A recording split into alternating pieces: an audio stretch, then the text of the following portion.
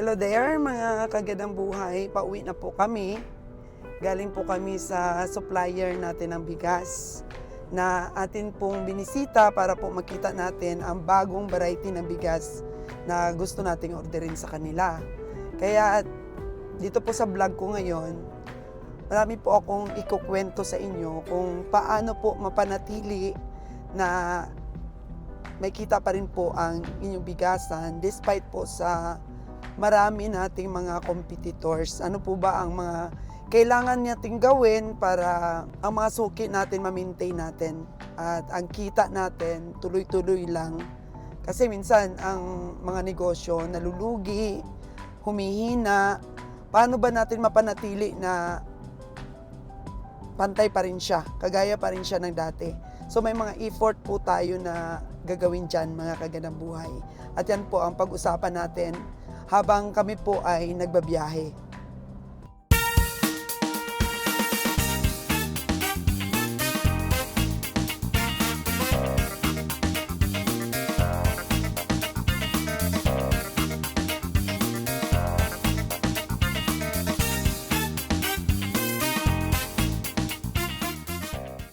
Aminin man po natin mga kagandang buhay na meron talagang Pilipino habit tayo na halimbawa meron tayong kakilala na nagnegosyo at nakita natin na nag-click yung negosyo niya, nandyan po ang habit natin na gaya-gaya system, di ba Mike?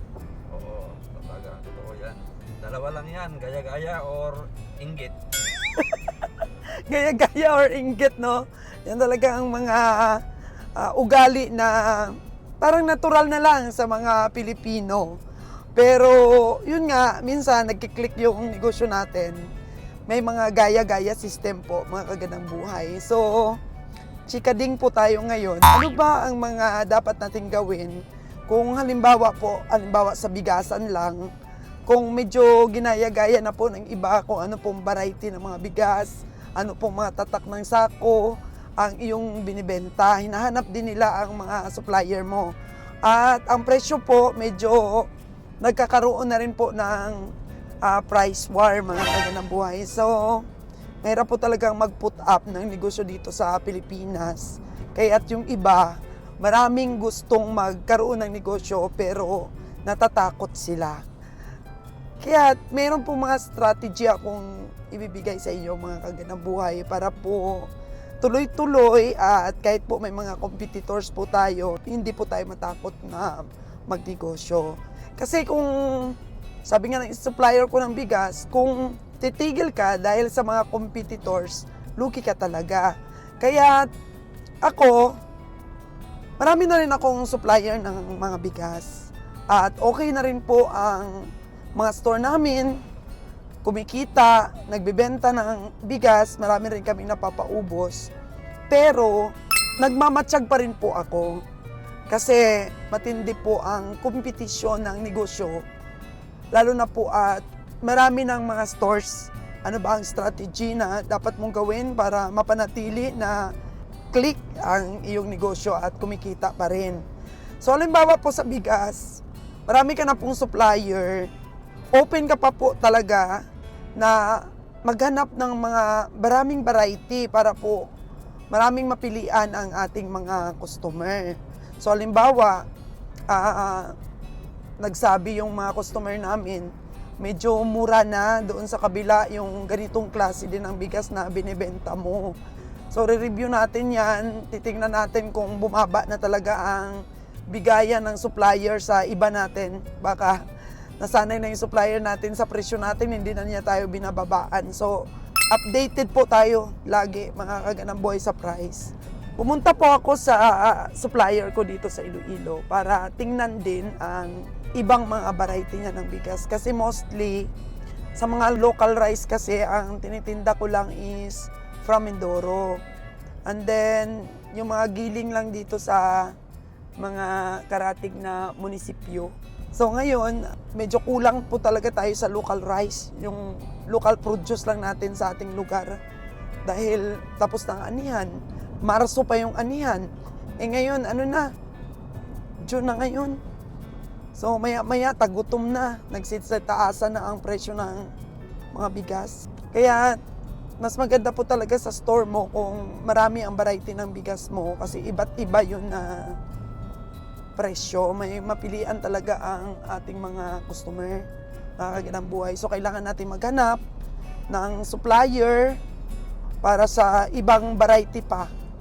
Kasi the more na marami kang variety, marami mapagpipilian ng customer mo, mas lalong dadami yung bibili sa'yo. Sa tagal ko na, Mike, na nagtitinda ng bigas, may mga strategies na akong natutunan sa mga supplier ko. At siyempre, inoobserbahan ko rin sila kung paano naging click sa mga kagaya namin ang kanilang mga bigas. At ang isang nakuha ko doon na strategy is pagkakaroon ng sariling sako sa itinitinda nilang bigas. Kasi ang nakuha kong idea is na-apply ko sa aking sariling pagbibigasan. Halimbawa, umu-order ako ng mga local rice sa mga miller. Napansin ko, Mike, na halimbawa, gumagamit sila ng mga generic na pangalan ng sako. Ang generic kasi na pangalan ng sako ay yaong mga sako na nabibili natin sa mga sack center. Halimbawa lang, ang pangalan ng sako ay Hubi o di kaya kung ano-anong mga pangalan. Halimbawa lang natin, Hubi siya. Yun ang generic. So, nagtinda ako ng Hubi dahil yun ang ginamit ng miller ko na sako. Tsaka yung bigas na nilagay niya doon ay super white, local super white. So, halimbawa lang, ang puhunan ng local super white na yun is 800. Tapos, bininta ko siya ng 850 hanggang 880. Tapos doon naman sa kabilang store, meron din silang sako na kagaya ng sako ko. Tapos, ang malala pa doon, mga kaganang buhay, is nilagyan ng miller nila or ng supplier nila ng regular rice lang. At halimbawa, ang presyo lang noon, benta nila is 780. Halimbawa lang. Ang sa akin naman po ay 880. Ngayon, magrereklamo na ang customer. Hihina na ang aking Hubi, ang pangalan ng sako na yon. Kasi 880 sa akin, 780 sa kabila. Ang thinking kasi ng mga consumer at sa mga customer, mga kaganang buhay, ay pariho po ang laman, mahal sa akin. Kaya nagko-conflict po talaga ang paggamit ng mga generic na sako.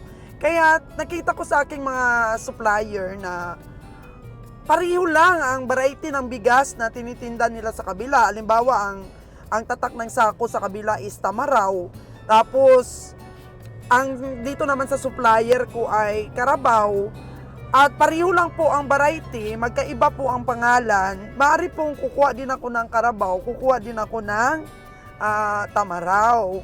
So, sa ganung paraan po, nakakapagbili po ng iba't ibang klaseng bigas kaming mga magtitinda.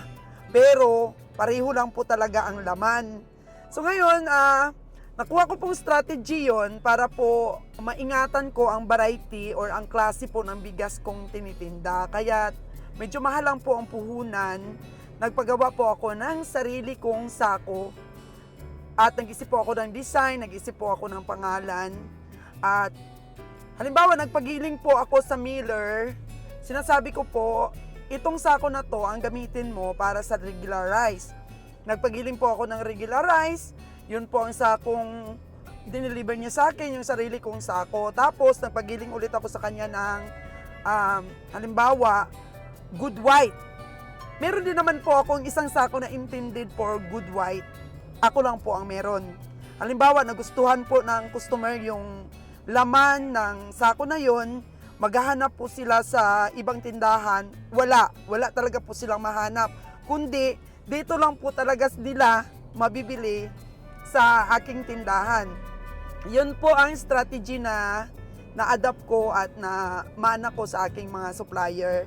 Kasi dapat po mabilis po tayong mag-isip kung paano po ang pag-market natin ng ating mga bigas. So namumuhunan lang po talaga ako, mga kaganang buhay. Halimbawa po, mu-order ako ng bigas na magandang klase, inililipat ko po sa aking sariling sako para po ang sariling sako ko nga na yun ay maalagaan ko po ang quality na laman.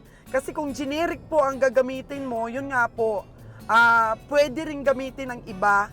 At ang mahirap doon ay kung lagyan nila ng mahinang klaseng bigas at ang sayo ay magandang klase. So conflict po talaga mga kagandang buhay. Ideal po talaga na gayahin natin ang ating mga supplier na meron po silang sariling sako ng bigas nila. Hindi po sila bumibili doon sa mga generic. Kasi pag nag-click po ang pangalan ng sako na yon na ginamit mo is makikinabang ka po talaga. Basta po alagaan mo lang talaga yung quality. Halimbawa, yung quality is para lang po ito sa mabango, maganda, at eating quality. Yun po ang gamitin mo. Kaya every time po na bumili sila ng sako na yon, hindi po pa iba-iba ang laman. Kasi naiingatan mo at napipili mo ang mga variety ng bigas na ilalagay mo doon. Kaya in that case, mga kagandang buhay, nakaka-compete po tayo sa market. At napapanatili po natin ang ating mga customer na dito sa tindahan natin bumili dahil wala naman silang mabili, di ba Mike? Doon sa iba. Sa aking po mga subscriber, maaari po magtanong kayo kung saan po pwedeng umorder ng sako na hindi generic, yung sarili mo pong pagpapagawa. Pumunta lang po kayo sa stock center o sa mga wholesaler po ng sako. Mag-ask lang po kayo kung pwede silang gumawa ng sarili mo pong pangalan na gusto mong ilagay sa sako. So, sa China po yan sila umu-order mga kagandang buhay. Dumaan po kasi ako sa kanila para doon po sa supplier nila. Kasi hindi naman po ako marunong na mag-search sa direct doon mismo sa China. So, dumaan po ako sa stock center kung saan dati po akong bumibili at nag-wholesale ng sako na ginagamit ko. So, ayan po mga kagandang buhay. Kasi, ito pong pagkakaroon ng sariling sako ay panglaban mo po sa culture na ng Pilipino na gaya-gaya system. Kasi meron naman talagang mga bigas na sikat na yung mga pangalan. So, ang gagawin mo na lang po, magbenta ka rin ng mga sikat na pangalan, kagaya po ng mga bigas na nakukuha ko sa Mindoro, sa Hasbin po na nakukuha ko dito sa Iloilo ko na supplier. At yun nga, yung sako na sarili mo, lagyan mo rin ng sarili mo na choice na bigas para po maalagaan mo ang quality ng sako na yon or ng sako mo, mga kagandang buhay. Para po, pag bumili ang mga customer, magustuhan po nila yung sako mo, hindi po nila nabibili yun sa iba, kundi sa sarili mo lang talagang tindahan, mga kagandang buhay. Wala naman pong masama kung kumukuha ka rin ng idea sa iba. Kasi ako nga, kinuha ko lang rin ang idea na yun na pagkakaroon ng sariling sako sa aking supplier. Kaya pwede rin nyo pong ma-apply sa sarili niyo. Yun nga lang po, mga kagandang buhay.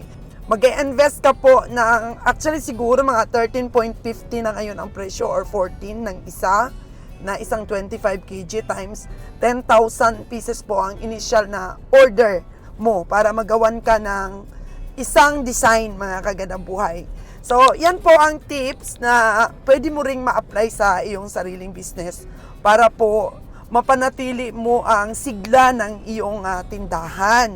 Kasi ngayon, ang dami ng competitors talaga at panghihinaan ka po talaga ng loob kung magkaroon ng price war, mga kagandang buhay. Dahil sa dami na ng competitors, kanya-kanya na pong mga strategies para makasurvive. Kasi kailangan i-survive natin ang ating mga negosyo, mga kagandang buhay. So, kailangan natin magkaroon ng mga effective na mga strategies. Kaya, sa mga supplier nga, mga kagandang buhay, ang dami nila. Pero iba't iba po ang mga pangalan ng mga sako nila. At sa mga imported rice, mga kagandang buhay, sila lang rin naman ang gumagawa ng pangalan ng sako nila. Halimbawa, ang nilalagay nila yung DT8, 5451 ng mga variety. At meron din silang nakukuha sa iba't ibang bansa, mga kagandang buhay. So, sa pagninegosyo natin, kailangan talaga active po ang mind natin na gumawa ng mga sarili din nating mga pakulo para po tangkilikin ng mga customer ang ating tindahan. Ang importante lang po talaga, ma-maintain natin yung magandang presyo na competitive po talaga ang presyo natin. Huwag nating hayaan na, humina na yung tindahan ko, ay wala ka nang gagawin. So ako po, mga kagandang buhay, the best thing po talaga na ginagawa ko is nagkakaroon po ako ng schedule para po sa business trip para po i-meet up ang mga supplier ko ng bigas para at least makakausap ko rin sila paminsan-minsan. Hingi po ako ng mga dagdag na terms na magagamit ko rin, maparuling ko rin sa ibang mga bagay yung mga benta ng bigas ko sa kanila. At of course, mga discounts.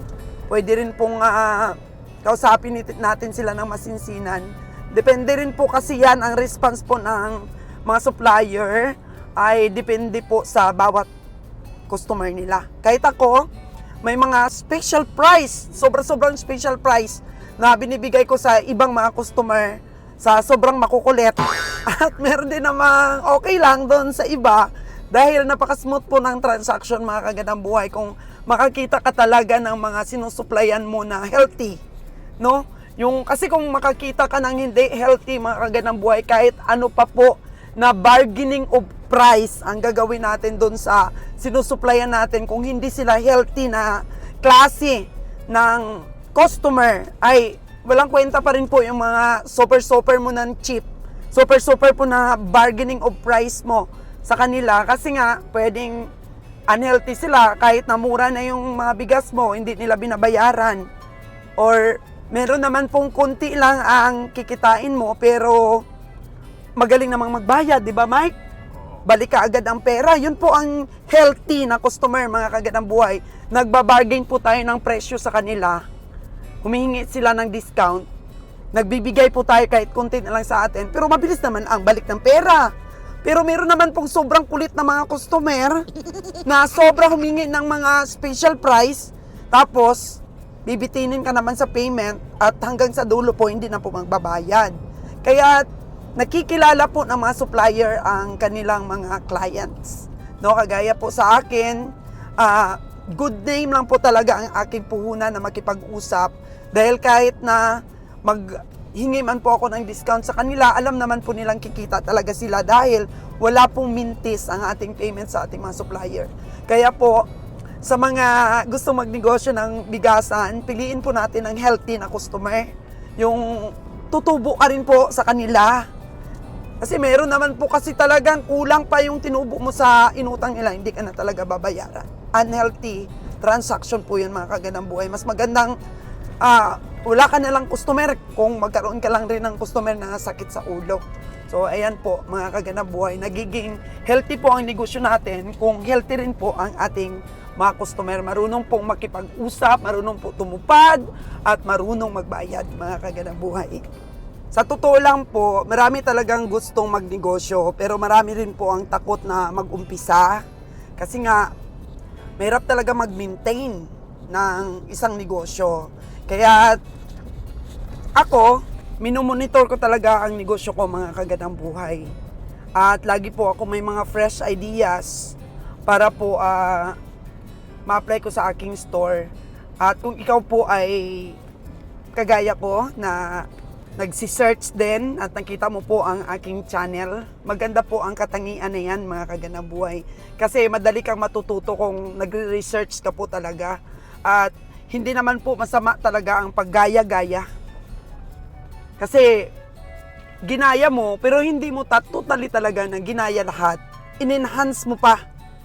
Pinaganda mo pa. Ginaya mo sila, pero mas ni-level up mo pa to the highest level, mga kagandang buhay. Nag-i-excel po talaga tayo. Umaangat po talaga tayo sa iba kung nag-aaral po tayo at nagre-research. Kaya kung ikaw na ay existing na ang negosyo mo, patuloy lang po na maghanap pa rin ng mga ideas na pwede mo magamit dito sa negosyo mo, sa pagbibigasan mo.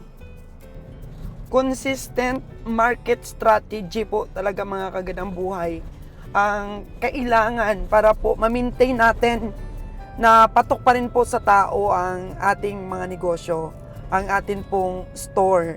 At kailangan po natin i-enhance, i-apply ang atin pong natutunan o nakukuha din o naobserbahan sa iba.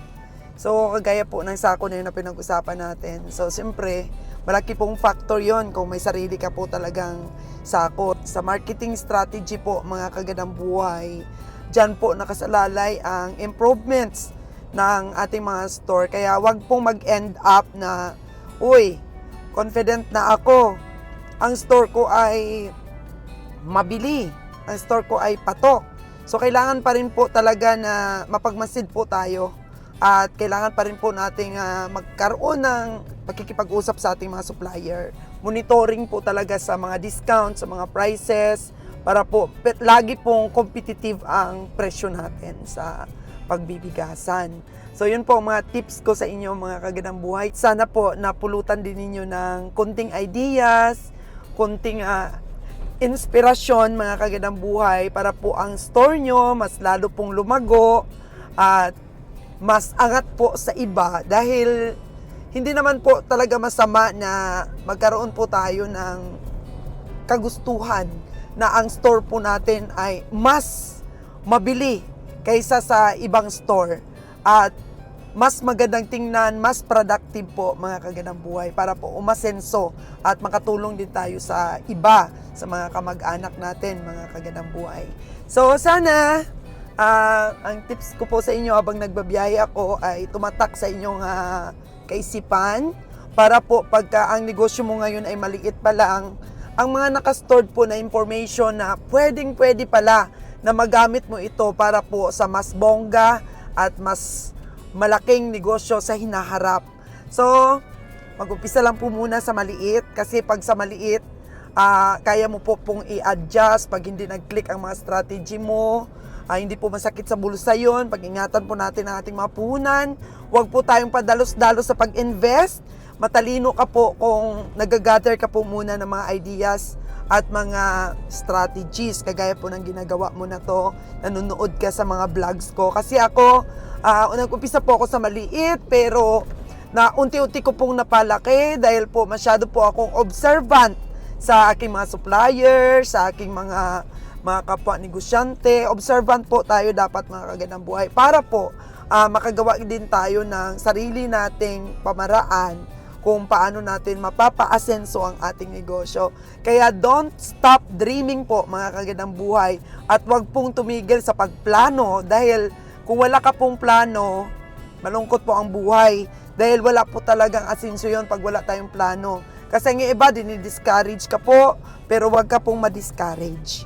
Kasi kailangan lang po talagang proper timing dahil may oras po na para sa iyo, may oras po sa lahat ng bagay. Hintayin mo lang po yon, kagandang buhay. Kung hindi ka po pwedeng mag-umpisa ngayon ng negosyo, ipon po muna dahil may oras po talaga para sa iyo. Sana na-inspired po kita at patuloy lang po sa pag-ipon para po sa negosyo mo balang araw. At sa mga may negosyo na ngayon, sana makatulong rin ang aking kunting tips para mapanatili mo pong click at mapanatili mo pa rin po ang kita ng iyong store. Thank you so much mga kagandang buhay!